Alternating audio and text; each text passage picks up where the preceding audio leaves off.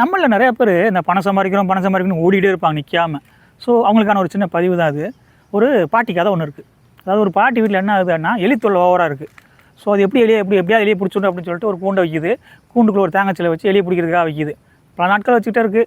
But அதே போல் ஒரு நாள் வந்து உள்ளே எலியில் வந்து மாட்டிக்கிச்சு. உள்ளே போனோன்னே அந்த டோர் அடைச்சிக்கிடுச்சு, லாக் ஆகிடுச்சு. கொஞ்ச நாள் கழிச்சு அந்த பாட்டியம்மா வந்து பார்த்துட்டு அந்த எலி பார்த்துருச்சு. சரி உள்ள எலி மாட்டிடுச்சுல, நைட்டு இருக்கட்டும், காலைல எடுத்து வெளியே விட்டுறலாம், இல்லை வெளியில் கொண்டுறலாம், அப்படி ஏதோ முடிவு பண்ணுது. ஸோ நைட்டு பூரா அப்படியே தான் இருக்குது. காலையில் எழுந்திரிச்சு வந்து பார்க்குது, அந்த எலி வந்துட்டு அந்த தேங்காய் சிலை தொட்டு கூட பார்க்கலங்க. ஆனால் அந்த எலி மூஞ்சில் மரண பீதி தெரியுது.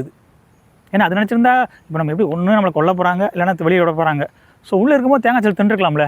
ஆனால் தொட்டு கூட பார்க்காம அது மூஞ்சில் வந்து மரண பீதி மட்டும் வந்துருக்குது. இப்போ நம்ம ஒரு லட்டை பார்த்தோம்னு வைங்களேன், அதை பார்த்தோன்னே சாப்பிடும்போது ஆசையாக இருக்கும். ஆனால் அதே நேரத்தில் டாக்டர் சொன்னது நமக்கு ஞாபகம் வரும். அதை லட்டை தின்றாத உனக்கு சோறு 400 வரும் அப்படி அந்த டாக்டர் சொன்னது ஞாபகம் வரும். அதே போல் ஒரு ஆட்டுக்கறியோ இல்லை சிக்கனோ பொரிச்சு வச்சுருந்தா கூட அதை நம்ம திங்கணும் அப்படின்னு நினச்சி ஆசைப்பட்டால் கூட அந்த டாக்டர் சொல்கிறது தான் நமக்கு ஞாபகம் வருது.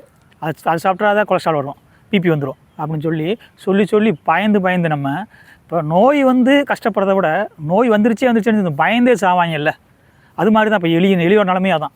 ஒரு சிலர் அளவுக்கு அதிகமாக காசு சொத்து சேர்த்து வச்சுட்டு கடைசி வரைக்கும் அனுபவிக்காமல் போயிடுவாங்க. அது பணம் சேர்க்குறது தப்பு கிடையாது, வாழ்க்கையில் முன்னேற நினைக்கிறோம், அது எதுவுமே தப்பு கிடையாது. ஆனால் நம்ம அதுக்காக பணம் ஓடிக்கிட்டே இருந்தாலும் பரவாயில்ல.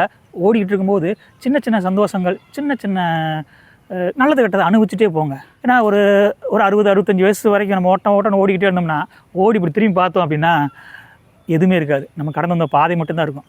அதை வச்சு என்ன செய்யாது நம்ம?